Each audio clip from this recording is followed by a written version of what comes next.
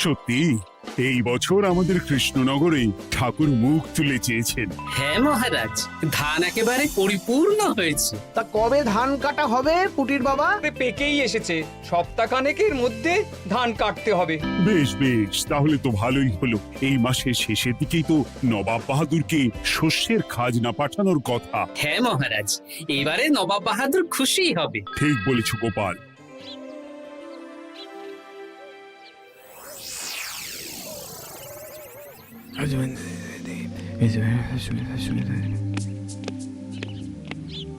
প্রণাম খাম্বাজরাজ। ওই তো কৃষ্ণনগরের মন্ত্রী চলে এসেছে। ও, এর কথাই তুমি বলেছিলে? হ্যাঁ, ওই রাজ্যের সব খবরাখবর আমায় দেয়। ইনি কে? ইনি হলেন জমিদার কেশকান্ত বর্মন, আমার রাজ্যেরই দক্ষিণ পশ্চিম গ্রামের জমিদার, আমার প্রিয় বন্ধু। নামটা বেশ অন্যরকম, কেশকান্ত। আসলে ওদের বংশ পরম্পরায় সকলের উন্নত ঘন কেশ আছে, তাই ওদের পরিবারের সবারও নামে একটা করে কেশ আছে। আমি খাম্বাজ রাজের সৌমিত্র এবং সুপরামর্শদাতা। কিছুদিন আগে আমার মাথায় খুব খুশকি হচ্ছিল, মাথার চুল পাতলা হয়ে আসছিল। কিন্তু আমার পরামর্শে একটা তেল মাখতেই মহারাজের মাথার চুল এখন ঘন হয়ে উঠেছে, আর কোনো সমস্যা নেই। বাবা বাবা, ভালো ভালো ভালো। এবার তাহলে কাজের কথাটা বলে দিন। এবারে তো শুনলাম তোমাদের রাজ্যে অনেক ধান উৎপাদন হয়েছে, তাই স্বাভাবিকভাবে নবাব বাহাদুরের কাছে রাজস্ব অনেক বেশি দেবে, কি তাই তো? হ্যাঁ, এবারে রাজস্ব দানে কৃষ্ণনগরই প্রথম হবে। না, তা হবে না। নবাবের কাছে অত ধান পৌঁছবে না, এমনকি কৃষ্ণচন্দ্রের কাছেই চাষিরা বেশি ধান রাজস্ব দিতে পারবে না। সেটা কি করে হয়? পাকা ধানে মই দিতে হবে। বললাম না, ও আমার সুপরামর্শদাতা। হ্যাঁ, আমার মন্ত্রীকে বাণিজ্যের কাজে বাইরে পাঠিয়েছি কিছুদিন, তাই কেশকান্ত মাঝে মধ্যেই আমার কাছে আসে, গল্প গুজব করে আর সুপরামর্শ দেয়। কিন্তু আমি কি করব? তুমি রাতের অন্ধকারে চাষিদের ধান জমিতে পাকা ধানে মই দিয়ে দাও, এমন ভাবে কাজটা করবে যাতে কাকপক্ষীতেও টের না পায়। আর তাতে আমার লাভ? প্রত্যেক বছর নবাব রাজস্ব দানে বিজয়ীকে ৩,০০০ মোহর দেয়, আমি তোমাকে তার থেকে ১,০০০ মোহর উপহার দেব। ১,০০০ মোহর? হ্যাঁ হ্যাঁ, যাও যাও যাও, কাজটা শুরু করে দাও। আচ্ছা।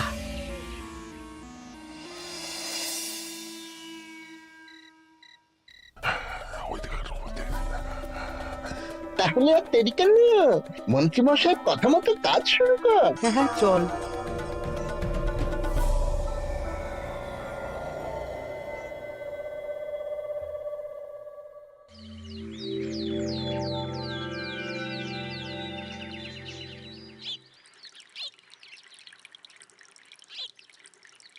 এবারে তো চাষাবাদ বেশ ভালোই হয়েছে। আশা করি নবাব বাহাদুরের কাছ থেকে এবারে আমরাই পুরস্কার পাবো। হ্যাঁ মহারাজ, সারা বাংলায় কৃষ্ণনগরের মতো উৎপাদন এই বছরে কোথাও হয়নি। সর্বনাশ হয়ে গেছে মহারাজ, সর্বনাশ হয়ে গেছে। কি সর্বনাশ হয়েছে গো পুটির বাবা? গতকাল রাতে আমাদের সব জমির পাকা ধানে মই দিয়ে দিয়েছে। সে কি? এবার আমরা কি করব মহারাজ? কাদের কাদের জমিতে হয়েছে এসব? যেই জমিতে তাকাবেন সেই জমিতেই এই কাণ্ড, ধান ঝরে সব মাটিতে পড়ে আছে। এবার আমরা কি করব? হায় হায় হায়, এবার আমাদের রাজ্যের কি হবে?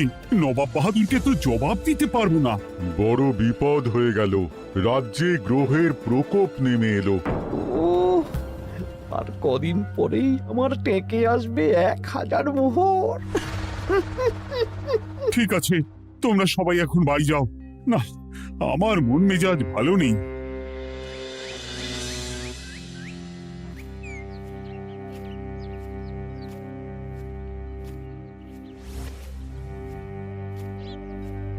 ওগো, তুমি শুনেছো কি হয়েছে? পুঁটির মা হাউ হাউ করে কাঁদছিল গো। হ্যাঁ গিন্নি, পুঁটির বাবা কয়েকজন চাষি ভাইদের নিয়ে রাজসভায় এসেছিল। শুনলাম রাতারাতি কে বা কারা চাষ জমিতে পাকা ধানে মই দিয়েছে। কত বড় সর্বনাশ হয়ে গেল বলো, কি হবে গো?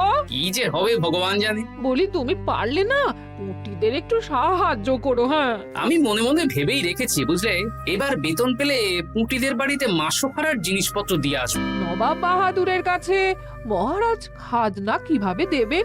সেটাই তো বুঝতে পারছি না। আপনি এত চিন্তা করবেন না। রাজবাড়ির ভাড়ার থেকে আপাতত কিছু বস্তা ধান পাঠানোর ব্যবস্থা করুন। তারপর নবাব বাহাদুরের কাছে গিয়ে বলবেন, আস্তে আস্তে সব দিয়ে দেবেন মহারাজ। তাই করতে হবে, তাছাড়া তো আর অন্য কোনো উপায় দেখতে পাচ্ছি না। কিন্তু এবারে আর আমাদের মান রক্ষা হবে না। দেখি 2-1 দিনের মধ্যেই যতটা সম্ভব ভাড়া থেকে ধান পাঠানোর ব্যবস্থা করব।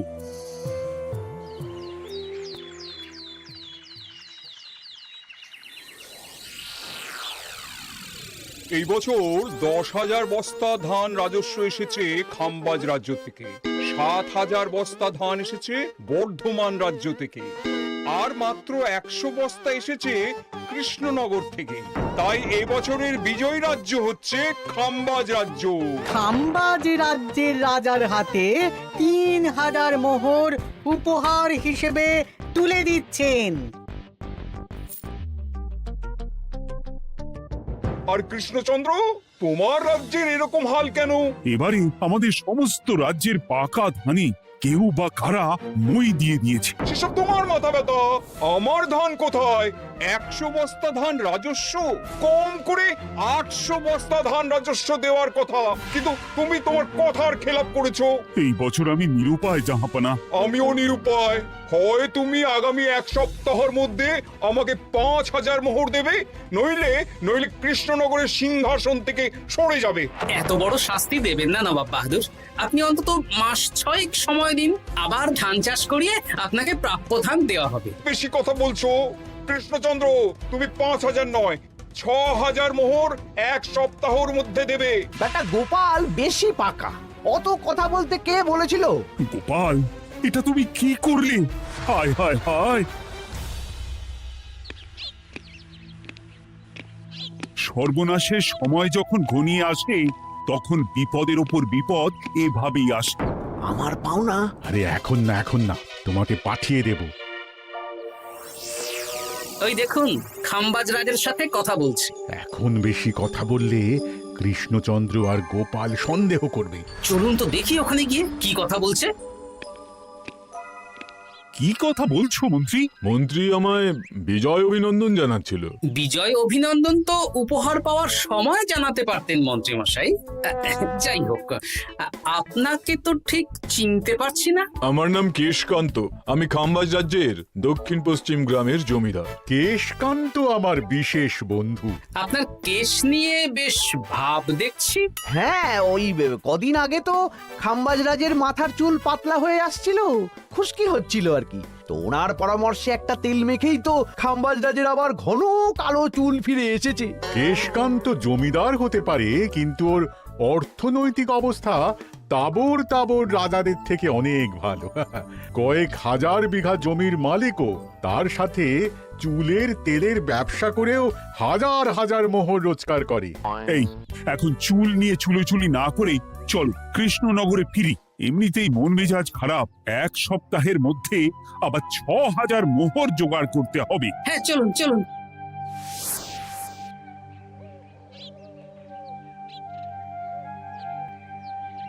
আচ্ছা মন্ত্রীমশাই, আপনি এই কেশকান্ত জমিদারের ব্যাপারে এত কিছু জানলেন কি করে? ওনার সাথে তো আমাদের আজই প্রথম দেখা। হাওয়ায় কত খবরই ভেসে আসে, সেরকম আমার কানেও এসেছিল। এসব বাদ দাও। গোপাল, মন্ত্রী, দুজনেই ভাবনা চিন্তা করো কিভাবে 6,000 মোহর জোগাড় হবে। পাকা ধানে মই পড়লো, এখন আবার এত বড় বোঝা। আমার কাছেও মহারাজ বেশি অর্থ নেই, সব মিলিয়ে মিশিয়ে ওই 150 থেকে 200 মোহর মতো আছে বাড়িতে। যদি বেশি থাকতো আমি আপনাকে নিশ্চয়ই সাহায্য করতাম মহারাজ। তাও করতেন কিনা সন্দেহ। তুমি চুপ করো। মন্ত্রীমশাই ওই লোকটাকে জানলো কি করে? এই লোকটাকে তো আগে দেখারই কথা না। না, ব্যাপারটা নিয়ে ভাবতে হবে। চলুন চলুন।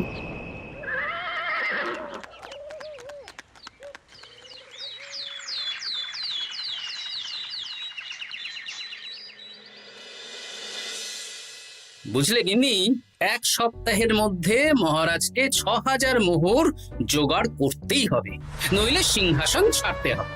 এখন কিন্তু আমাদের উচিত মহারাজের পাশে দাঁড়ানো। কিছু ভেবেছো কি? আপাতত আমার বিয়েতে পাওয়া আংটি বন্ধক রাখবো, আর তুমি যদি হ্যাঁ হ্যাঁ, আমার যে দুটো গয়নাগাটি আছে ওগুলো বন্ধক রাখো, পরে আস্তে আস্তে ছাড়িয়ে নেবো খন। দেখি বাকি সভাসদদেরকেও বলবো, যে যতটা পারে, তারপর ভগবানই ভরসা।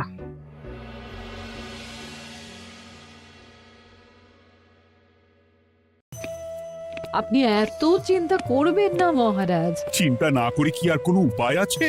সিন্ধুকে যা আছে তা দিয়ে 3000 মোহর হয়ে যাবে, কিন্তু তারপর আর কি করব? এবার কি নিরুপায় হয়ে জায়গা জমি বিক্রি করতে হবে? কিছু একটা করতেই হবে। আপনি গোপালকে একবার বলে দেখুন, প্রত্যেকবার যখনই বিপদে পড়েছেন তখন গোপালই আপনাকে বাঁচিয়েছে। দেখি আগামীকাল রাজসভা শুরু হওয়ার আগে গোপালের সাথে ব্যাপারটা নিয়ে আলোচনা করব।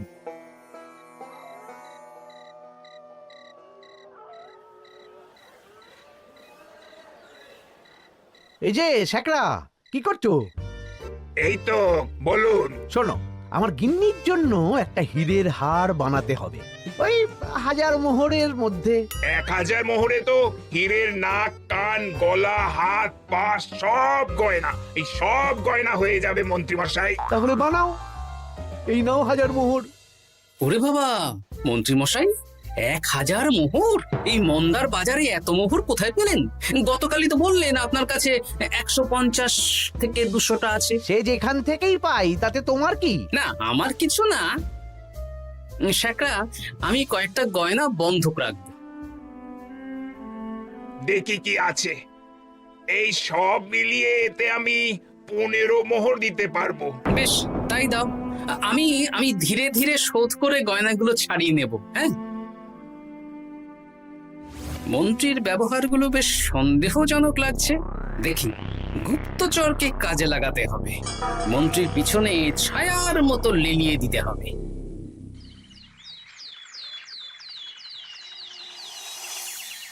মহারাজ, আমি চেষ্টা করছি আপনার এই মোহর কিভাবে জোগাড় করা যায়, আপ্রাণ চেষ্টা করছি। দেখো, বা আমি 3000 মোহর পারবো, কিন্তু তার বেশি হলে জায়গা জমি বেচতে হবে, হাতে যে বেশি দিন সময়ও নেই। আচ্ছা মহারাজ, দেখছি। তবে মন্ত্রীমশাই চাইলেই আপনাকে 1000 মোহর দিয়ে সাহায্য করতে পারতেন, কিন্তু উনি তা না দিয়ে ওনার গিন্নির গয়না বানাচ্ছেন, হীরের গয়না। দেখি, মন্ত্রী তো কালকেই বলল ওর কাছে 150 থেকে 200 মোহর আছে মাত্র। 1000 মোহর কোথা থেকে পেল? সে উনিই জানেন, তবে তার খবর খুব তাড়াতাড়ি আশা করি পেয়ে যাব মহারাজ।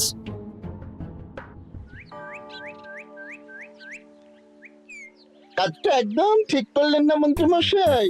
আপনার কথা শুনে আমরা সবার জমির পাকা ধানে মই দিলাম, কিন্তু আমরা একটা পয়সা পেলাম না। আপনি যে এই কাজ করার জন্যে খাম্বাজ রাজার কাছ থেকে ওই 1000 মোহর উপহার পেলেন, সেটা দিয়ে গিন্নির গয়না বানাতে দিলেন, কিন্তু আমাদের বেলায় লবডঙ্কা। আরে তোদেরকেও দেবো, একটু সবুর কর, আগে গিন্নির মাথাটা ঠান্ডা করি। না না, আমাদের এক্ষুনি চাই। আরে এক্ষুনি কি করে দেবো, আমার হাত খালি। আচ্ছা আচ্ছা, ঠিক আছে, এই নে 2 মোহর ধর, 2 ভাই ভাগ করে নে, পরে আরো দেবো। এটা কিন্তু ঠিক না। এসব আলোচনা খোলামেলা জায়গায় করা উচিত না। উফ, পরে তোদের সাথে কথা বলবো, এখন যেতে দে, বাজার করব, তারপর আবার রাজসভা আছে।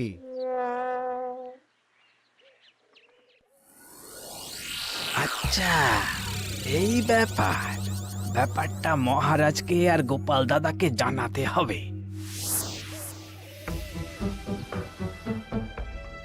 গোপাল দাদা, মহারাজ আসল খবর পেয়ে গেছি। কি খবর? আমি একটু আগে শুনলাম। কাজটা একদম ঠিক করলেন না মন্ত্রী মশাই। আপনার কথা শুনে আমরা সবার জমির পাকা ধানে মই দিলাম, কিন্তু আমরা একটা পয়সা পেলাম না। আরে তোদেরকেও দেবো, একটু সবুর কর। মন্ত্রী, আমি না তোমাকে বেরেই ফেলবো। মহারাজ, মন্ত্রী মশাই এখানে গৌণ, উনি অর্থের লোভে এসব করেছেন, আর ওনাকে দিয়ে করিয়েছেন খাম্বাজ রাজ। হ্যাঁ, যাতে এবারে বিজয়ী হতে পারেন। তাই আপনি এই খবর 5 কান করবেন না মহারাজ। আমি খাম্বাজ রাজ আর ওই কেশকান্তর কাছ থেকে ক্ষতিপূরণ ঠিক আদায় করে আনবো। কিন্তু কিভাবে? শুনুন তাহলে।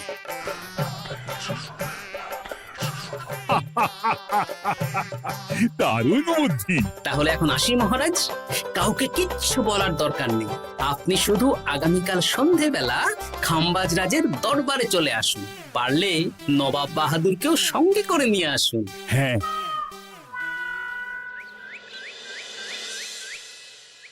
প্রণাম খাম্বাজ রাজ, কে আপনি? আমি হতাশ রঞ্জন, পশ্চিমে থাকি। কি চাই বলুন? কিছু চাই না, তবে একটা কথা শুনলাম তাই বলতে এলাম। কি কথা? আমি শুনলাম মহারাজ আপনার মাথার চুলগুলো সব নকল। আমার এত সুন্দর চুল সব নকল? ফাজলামো হচ্ছে।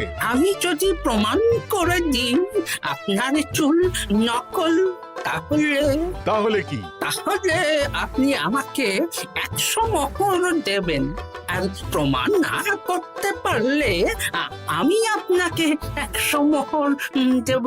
বেশ, দেখো, এক্ষুনি দেখো, আমারই তো 100 মোহর লাভ হবে। এখন না, এখন না, আজ সন্ধেবেলায়। বেশ বেশ, তখনই এসো। এবারে জমিদার কেশকান্তর বাড়ি যেতে হবে।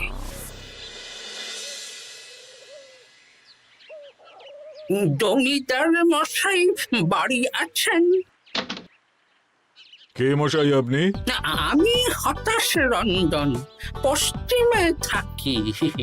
আমি বিশাল ক্ষমতাশালী লোক। কিসের ক্ষমতা? আমি রাজরাজাদের মারধর করি, চুল ধরে টানি, শাস্তি দিই। এসব কি উল্টোপাল্টা বলছেন? খাম্বাজ রাজ আপনার বন্ধু না? হ্যাঁ, প্রিয় বন্ধু।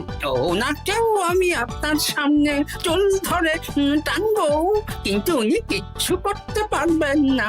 উনি আপনাকে শুলে চড়াবেন। কিছুই করতে পারবেন না, বললাম না আমি বিশাল ক্ষমতাশালী লোক। বিশ্বাস হচ্ছে না তো? তাহলে বাজি ধরুন, 10,000 মোহরের বাজি।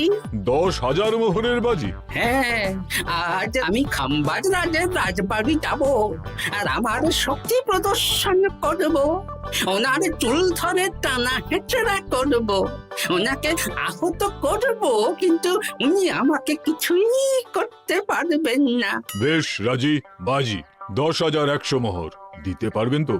হ্যাঁ, আমি বাজি হারলে আপনাকে দেব 10,100 মোহর। দরকার হলে ওই কাগজে কলমে লিখিত পরিত করে নিন। বেশ, তাহলে তাই হোক। কিন্তু হ্যাঁ, একটা কথা, আমি শক্তি প্রদর্শন করার আগে থেকে প্রক্রিয়া চলাকালীন সময় পর্যন্ত আপনি খাম্বাজ রাজের সাথে কোনো কথা বলতে পারবেন না। বেশ বেশ।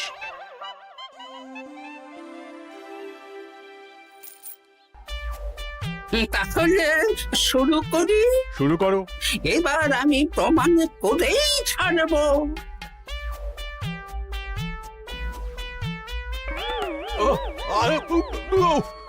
লাগছে লাগছে, বাবারে, লাগছে এই সেরেছে। লাগছে, এ তো সত্যি সত্যি চুল ধরে টানছে। লাগছে লাগছে, বাবারে, বাবা।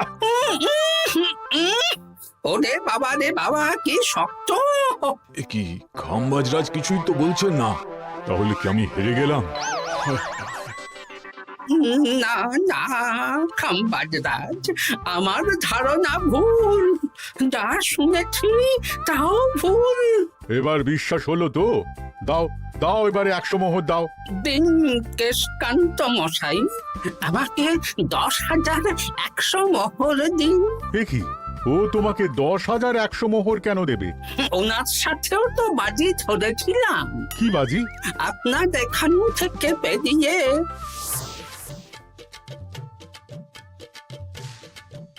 এবারে দিন তো দেখি, সব কাগজ কলমে লেখা আছে। এই নাও। হায় হায় হায় হায়। সাবাস গোপাল, সাবাস, তুমি আমার মুখ রক্ষা করেছো। গোপাল, কৃষ্ণচন্দ্র, নবাব বাহাদুর, আপনারা? হ্যাঁ, আমি গোপাল। এটা ছাড়া আর কোনো উপায় ছিল না খাম্বাজরাজ। আপনি আমাদের মন্ত্রীর মাথা খেয়ে যে জঘন্য কাজটা করিয়েছেন সেটা তো আর প্রমাণ করতে পারতাম না, তাই ছলে বলে কৌশলে আপনার প্রিয় বন্ধুর কাছ থেকে আদায় করে নিলাম। হ্যাঁ নয়, হ্যাঁ।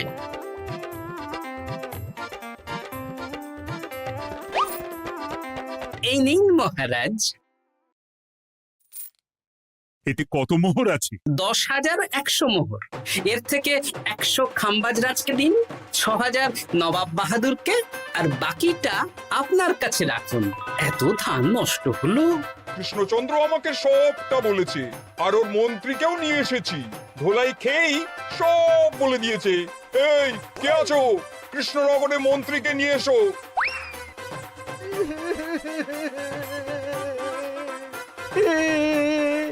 মার খেয়ে আমি সব বলে দিয়েছি খাম্বাজরাজ। উদ্ধার করে তো জাহাপানা, আমাকে ক্ষমা করে দিন। এর কোনো ক্ষমা নেই। তোমাকে আমি কারাগারে বন্দি করব। হায় হায় হায়, সামান্য টাকার লোভ করতে গিয়ে পুরো মাঠে মারা গেলাম।